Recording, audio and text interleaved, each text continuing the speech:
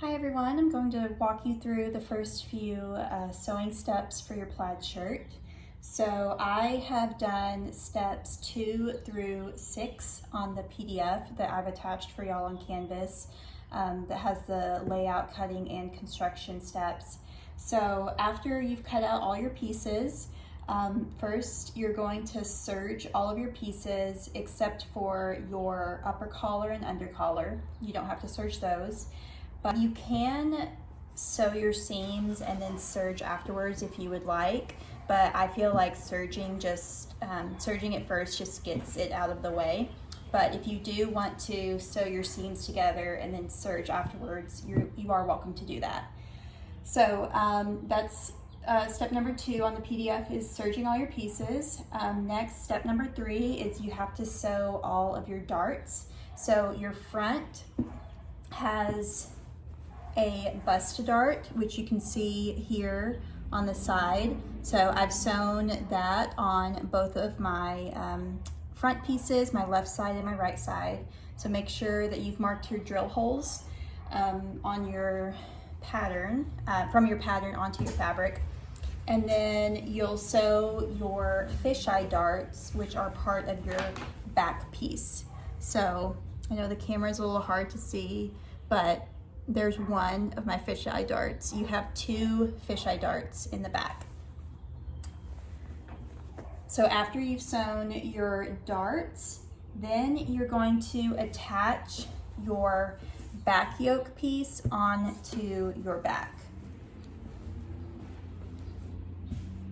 And whenever you're doing that, so this is my back, and then my back yoke is attached. And I have lined up my plaid print so that you can't even really see that line where it continues from the back onto the back yoke. So when you do this, I would suggest pinning it. When you do this, I still have my other back yoke piece that we'll use later, but just to kind of show you how I did this is you'll have your back piece and you'll line up your back yoke where right side is touching right side, and you're going to pin to where your plaids match up. So I would put a pin into the vertical lines on your plaid to make sure those lines up, so that after you sew that, and you'll sew this at 1/2 inch, 1/2 inch seam allowance.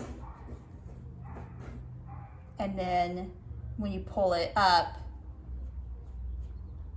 those plaids will match. So that's just to show you kind of more of a visual with the back yoke that I haven't attached yet, but this is my piece that does have the back attached.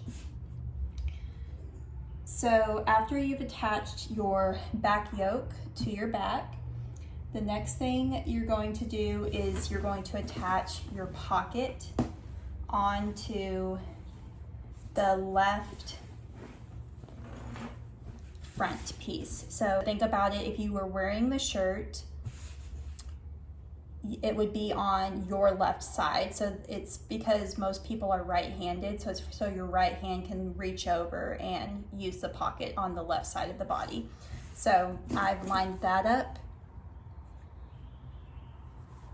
and have sewn it. Just do an edge stitch. So what you'll do is your pocket piece that you've cut out of your fabric, you're going to fuse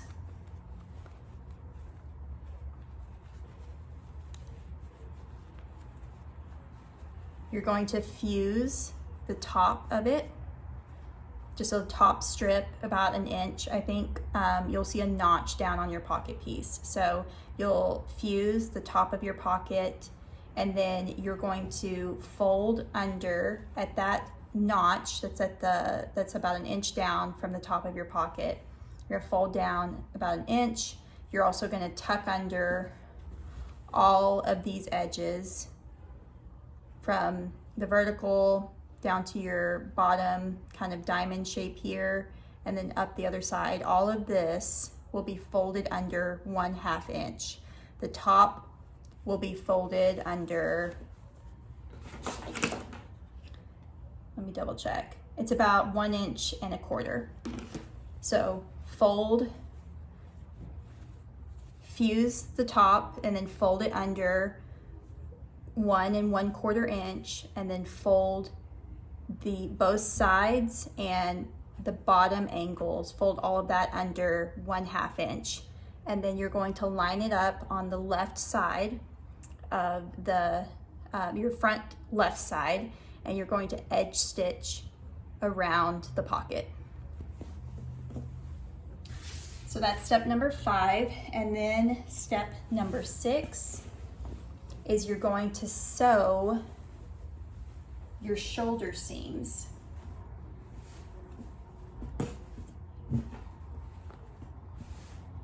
So you're going to line up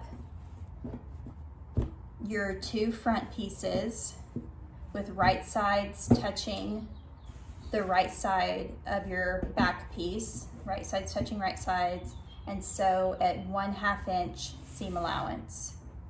So 1/2 inch seam allowance on your shoulders. So that is steps 1 through 6 that I have done on the top.